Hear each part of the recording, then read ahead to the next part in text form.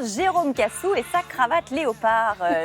J'adore. Est-ce que ça vous plaît? Elle est magnifique. Il y a les pour, il y a les contre. Ah bah, archi les pour. pour. Bon, C'est vous mon allez- côté sauvage. C'est ça.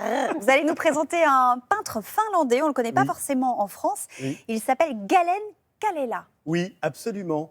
En fait, Mélanie, je vais vous emmener en Finlande.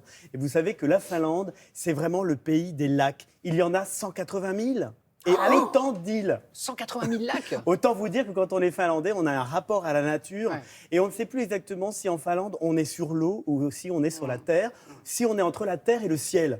Eh bien, Galen Kallela, au 19e siècle, est un amoureux de la nature. C'est un des premiers peintres même écolo. Il va beaucoup lutter contre l'industrialisation de l'époque. Il arrive après les impressionnistes, c'est ça, Jérôme? Alors absolument. C'est oui, ça, oui. juste après. C'est Juste fin après, 19e. absolument. Et donc, on va plutôt plonger dans une période assez symbolique.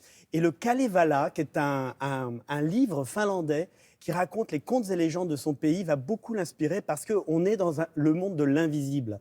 Et le symbolisme, c'est un peu raconter des histoires, mais il y a des personnages un peu invisibles dans ces paysages qui rôdent. Et Kallela, aller au fond des bois, c'est un peintre chasseur, c'est un peintre de la nature. Et bien voilà, au Donc, il y musée a Jacques-Marandré. Une expo qui Qui est lui rend consacrée. hommage en ce Oui, moment. au musée Jacques-Marandré, effectivement, on présente cet homme qui était entre la terre et le ciel.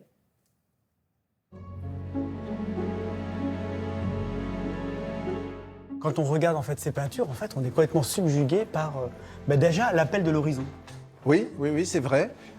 Très tôt, en fait, dans son œuvre, on voit apparaître ces grands paysages. Et donc c'est un peintre qui va rentrer dans la forêt, il va même y vivre dans cette forêt. Absolument, il se fera construire une maison au fin fond des forêts, qui est vraiment perdue au milieu de nulle part, au milieu de cette forêt qu'il adore. La voilà, cette fameuse cabane perdue au fond des bois. Le Robinson Crusoe finlandais est peut-être là, dans cette maison. C'est la maison du bonheur, mais c'est aussi la maison du malheur. C'est là qu'est morte sa première fille. Et c'est à partir de ce moment-là aussi qu'on voit cette obsession pour la mort dans son œuvre. Cette exposition, c'est finalement une grande traversée qui nous emmène au fond des bois. On voit qu'il décrit avec soin les lichens, les mousses, la couleur des écorces. On est presque devant des estampes très très stylisées, bien qu'elles nous racontent une nature très très vivante, très vécue. C'est ce que je perçois dans votre exposition, de nous accompagner vraiment dans ce voyage qui va de la forêt, de la terre à l'eau. Le lac, c'est l'ouverture à la fois sur un ailleurs, un lointain, mais aussi c'est quelque chose de métaphysique chez lui, parce que de l'autre côté se trouve la tombe de sa fille. Et donc il y a toujours cet appel de la mort, ou vers la mort, ou à la pensée qui accompagne l'artiste vers le corps de sa fille de l'autre côté de l'eau.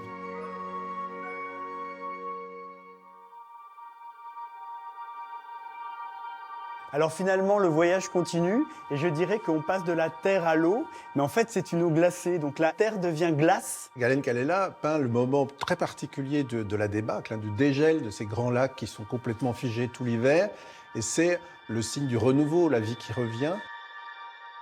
Finalement, Kallela nous dit qui sommes-nous devant l'immensité de ce paysage représenté par cette île. L'univers du ciel se reflète dans l'univers terrestre, qui est en l'occurrence essentiellement aquatique, avec ses formes très abstraites, très très dansantes. Il habite ces tableaux par une volonté de montrer la vie des paysages, qui sont en effet devenus l'âme de la Finlande. C'est joli, Mélanie. Ah, c'est magnifique. On s'évade. Oui. Alors c'est marrant parce qu'on comprend, Jérôme, que Kallela, lui, son univers, ce sont des paysages, des lacs. Et la fiche de l'expo nous montre un nu. Mais ce n'est pas le travail essentiel de ce peintre. Oui, effectivement, c'est plutôt le paysage qui va être repéré dans son travail. Et il faut savoir aussi que Kallela se situe dans l'histoire de l'art un peu avant l'école viennoise.